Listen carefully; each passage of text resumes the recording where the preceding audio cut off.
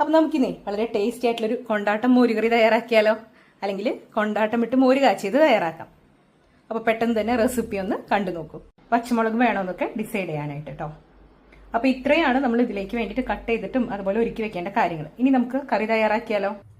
ഞാനിവിടെ ഒരു കടായി വെച്ച് കൊടുത്തിട്ടുണ്ട്. ഇതിലേക്ക് 1.5 ടീസ്പൂൺ വെളിച്ചെണ്ണയാണ് ഞാൻ എടുക്കുന്നത്. ഇതിലേക്ക് കുറച്ച് കടുക് ഇട്ട് കൊടുക്കാം.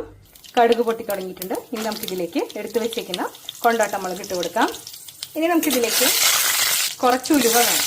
നിങ്ങൾ ഉലുവ മുഴുവനായിട്ടാണ് ചേർക്കുന്നതെങ്കിൽ കടുക് വറുക്കുന്നതിന്റെ ഒപ്പം തന്നെ ഉലുവയും കൂടെ വറുക്കാനായിട്ട് ശ്രദ്ധിക്കണം. ഞാനിവിടെ പൊടിയാണ് എടുക്കുന്നത്. മുളകൊക്കെ നല്ലതുപോലെ മൂത്ത് വന്നിട്ടുണ്ട്. ഇതിലേക്ക് നമ്മൾ കട്ട് ചെയ്ത് വെച്ച എല്ലാ ഇൻഗ്രീഡിയൻസും ചേർത്ത് കൊടുത്തു. ഇനി ഇത് നല്ലതുപോലെ ഒന്ന് വഴക്കാം.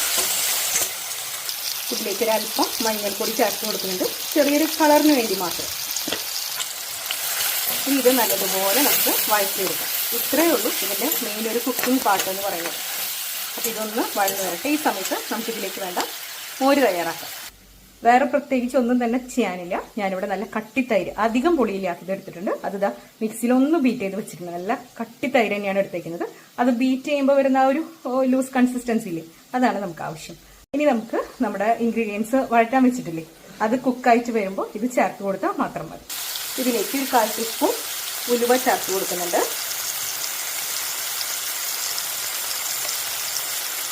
നല്ലതുപോലെ മിക്സ് ചെയ്യാം. ഇനി നിങ്ങൾക്ക് വേണമെങ്കിൽ ഒരല്പം ജീരകത്തിന്റെ പൊടിയും കൂടെ ചേർത്ത് കൊടുക്കാം. ചേർത്തില്ലെങ്കിലും കുഴപ്പമൊന്നുമില്ല. ഇവിടെ സവോളയൊക്കെ നല്ലതുപോലെ വഴന്നു വന്നിട്ടുണ്ട്. തക്കാളിയൊക്കെ നല്ലതുപോലെ കുക്കായിട്ടില്ല. ഇനി നമുക്ക് സ്റ്റവ് ഓഫ് ചെയ്യാം. ഇതൊന്ന് ആറട്ടെ. എന്നിട്ട് വേണം നമ്മൾ അടുപ്പ് വെച്ചേക്കുന്ന തൈര് ഇതിലേക്ക് ചേർത്ത് കൊടുക്കാനായിട്ട്.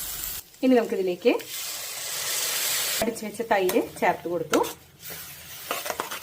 ഇതിൽ നമ്മൾ പ്രത്യേകിച്ച് ഉപ്പും അതുപോലെ മുളകൊന്നും ചേർത്തില്ല, അതായത് പച്ചമുളകോ കുരുമുളകോ ഒന്നും ചേർത്തിട്ടില്ല.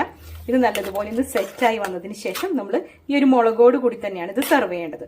അതിനുശേഷം ഈ മുളക് ഇതിലേക്ക് ചാലിക്കുമ്പോൾ ആവശ്യമുള്ള ഉപ്പും അതുപോലെ തന്നെ മുളകൊക്കെ ആയിക്കോളും. അപ്പം അത് നോക്കിയിട്ട് വേണം കേട്ടോ ഉപ്പ് ചേർക്കാനായിട്ട്. വേറെ ഉപ്പൊന്നും ആദ്യം തന്നെ ചേർത്ത് കൊടുക്കരുത്.